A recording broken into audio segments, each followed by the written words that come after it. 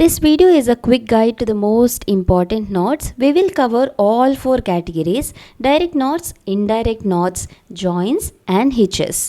You will learn knots like bowline, figure of 8, fisherman knot, sheet bend, reef knot, clove hitch, Italian hitch, hero hitch and running clove hitch.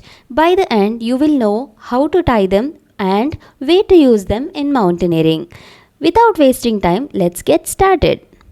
Hello ladies and gentlemen, welcome to today's YouTube channel Wanderum 2.0. Hello everyone, I know why you're here. Basically, I was in your situation before going for the BMC. I was always searching for a best video where we can actually learn some basic rope knots. Now, let me clearly explain you the basic and very important rope knots. Okay, let me put it this way. There are total 4 categories of rope knots. Okay, the first one is direct knots, and the second one is indirect knots. And then you have hitches and you have joints. The first thing first, a very important knot you have is thumb knot. Thumb knot is the basic knot everyone knows, okay? So thumb knot like this you keep, right? So this is your thumb knot, and this is also known as a safety knot when you are actually combining with any other knots. Let me go through one by one. First thing first, direct knots. Direct knots are the knots where you are putting them to your body directly without any equipment help. Like you're not going to use your harness, you're not going to use your carabiner or anything. So you're directly fixing the knot to your body. Imagine this situation. You're going for an expedition, for any expedition, right? You're not allowed to go alone. For example, imagine you have 3 members team. You have to rope up. Guideman or the person who is leading, they'll use this knot. And the second one you have is the middleman knot. The person who is staying in between lead man and the end man. So the person comes as the middleman, right? So you have knot for that. And you also have end man knot. The person who is leading the team, who always put this knot called as guideman. So for that, all you need to do is leave handful of a rope this much. Okay, I'm leaving this. I'll tell you why this is important. And take a waist size. Measure your waist. Now accordingly, this is my waist size, right? And now here I'll put a thumb knot. So this is my thumb knot. Pass it like this and take it in front of your waist. Take this one and pass it inside this one. Okay, so make it tight. So this is tight enough according to my waist, and this part is for your safety. I have taken a bit extra, you can reduce. So the safety knot here, one thing you have to remember, you have to make sure you're passing 360 degrees and passing it along. Since I have some more left, I will also pass it for a few more times. So this is my guideman knot. So what will happen if you don't put the safety knot? Let's see the situation also. Being a lead man, and I put this knot and I've left it. See, it's coming on its own. This is the situation. For the guideman, what we have done? We have passed it along, right? We have passed it along and we tightened it. We put a safety knot here. This is for your guideman. Are you thinking why am I telling it again and again? There's a reason. Okay. So let's remove this one. Now done, right? So this is your guideman. Now if you pass this way along with this rope, this is your guideman. But for endman, you're going to pass it with this one. Whatever is there on your waist, you're going to pass it with this. This is your endman. Very simple way. If you pass along with the longest rope, then that is your guideman. If you're passing with the same rope attached to your body, that's your endman. So once you're done, again, tighten your rope and put a safety knot. What will happen if you don't put? The rope will come out. Imagine if you are a 3-member rope, so you'll have to measure it equally and you have to hold the center of this rope. You can take half of your waist size. this much only. Okay, and put a safety knot, leaving a bit of the space, and wear it fast. Learn this very, because you will only get very few seconds of the time. This is also too much for me. And done. Now my question is, do we need a safety knot with a middleman? Absolutely no, because see, you have equal amount of rope on both sides. Here I will have my end man, here I'll have my guide man. So why would I need a safety, right?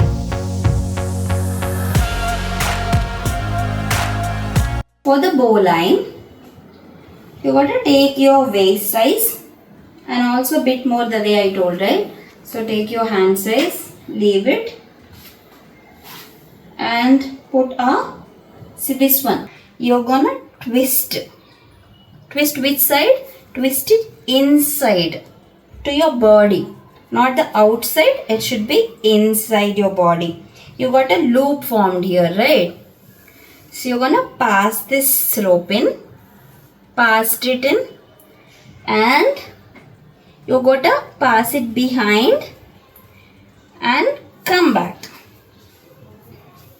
See, this is your bowline knot. And once this rope is there, right, you can put your safety here. So if you have multiple, you'll put multiple safeties also.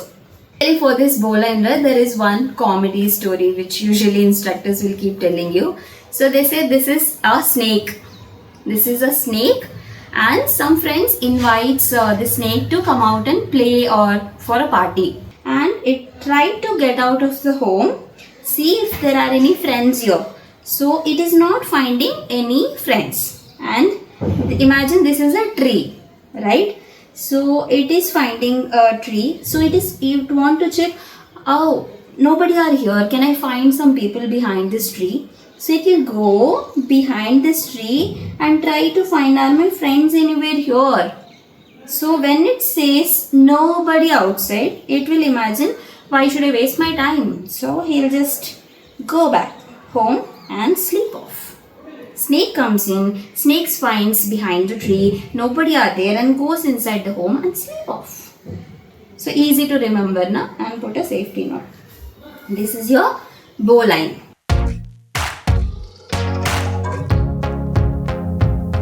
So when you are actually doing the bowline and you have a very long rope, it's always better to know about the coil bowline also. You're going to tie this rope entirely to your body so that it will not disturb you while you are climbing. You're going to tuck it in. Okay, this much is waist only, right, if you're tying. So then you're going to pass it above like see, I'm not doing any twists. There are no tangling of my rope. It's coming like a proper belt. Okay, now same way. The snake madam goes out of the home, search behind this tree and goes inside. This is your coil, and this is your bowline. And again you gotta pass the safety knot here. To all the coils you have, you're gonna put a safety knot. This is your coil bowline. The last important rope knot in direct knot category is your line on the bite. The other important rope knot in the direct knots is your bowline on the bite. For the bowline on the bite, take this side, okay, and so measure it like this from your waist to your feet. You're going to measure and you're going to put a thumb knot here. What? A thumb knot. So this is my upper. So this way, no, because this is going this way. The other way. Keep your hands like this, and these two are very important for you, okay? And you're going to take the other loop is there at the center part. You have to get it here. You got to pull it slowly. Pull it until you have nothing to pull. Pull and make it tight. So make sure you don't have any crossovers on the rope. Okay. So now this is the bowline on the bite, right? You're gonna wear it. So make sure when you're wearing, this upper part which is following through this one should always be visible outside. So now this is my upper side and this is me. I'm gonna wear it like this. So when you're wearing, you're going to leave one loop here and one loop down. Right? So what happened? One loop here I left on my shoulder, the other one to my waist. So it is a bit loose. You can actually make it tight. See, this is tight enough. This is again one more middleman knot. You no need of the safety because there is equal length of the ropes passing for your others. So there is no need of the safety. The next one you have is indirect knots. Indirect knots. The name itself is telling that it needs some sort of device, means that rope is not directly fixed to your body, it is indirectly fixed to your body. So means you need some sort of the device. Imagine you might need harness, you might need a carabiner or this end or anything. We are going to twist this. Take handful of this one. 1, done. 2, done. Now pass this along this one. Make sure you don't have any this ones. We're gonna pull this. So you shouldn't have this. Yeah, if you can see this, you can adjust basically however you want it to. You can see this, right? This is figure of 8 and basically this loop shouldn't be this much, it has to be this much where you can actually put your carabiner, imagine. So this much is not required, and after this one you're gonna put a safety here. I'll tell you this for the smallest rope now. 1, 2 and pass it, and this, see, this is your loop. From this you can pass. And if you, in case, since I have put it for the middle one, since I have put it in the center, you no need of the safety. In case if you are putting with the edge, again you follow that safety ka thing. The third category we have is the joining knots. So when it comes to knots also, imagine that these two are ropes which are of same diameter, right? So there are in other cases also, you might also do it for different diameters. So this one might be lesser diameter, this one might be a more diametered one. So in that case you also have a different knots. For the equal diametered one you have 2 knots, and for unequal diametered ones you have 1 knots. For the equal ones, the first one is fisherman knot. Keep both your ends of the ropes like this, right? So I have 2 ropes, I have kept it here. Just hold it. These two are my ends and joined. And now, so take anything, either this one or this one. So right now I'm taking this one. Using this, you're going to put a safety knot on this one. Okay. This one. And this side, right? You're going to put a safety knot on the other one. So, see. Now how you will test this one? When you actually lock it. So when you actually see, this is how you put it, and when you actually do it, it has to be tight enough. This is your fisherman knot. Since already there are 2 safety knots, only we have put one on the other, you no need of keeping a safety knots for the fisherman knot. For the reef knot, remember the first letter in the reef knot, which is R. Okay, R means there is a formula, right over the left and left over the right. Right over the left, left over the right. Now I'll show what it is. Now I have taken 2 ends of my 2 ropes, right? So I'm going to hold it like this. See now. Okay. So which is my right one? This is my right one, right? So when you hold it like this, right over the left. Now which is my left? This one. Left over the right. See?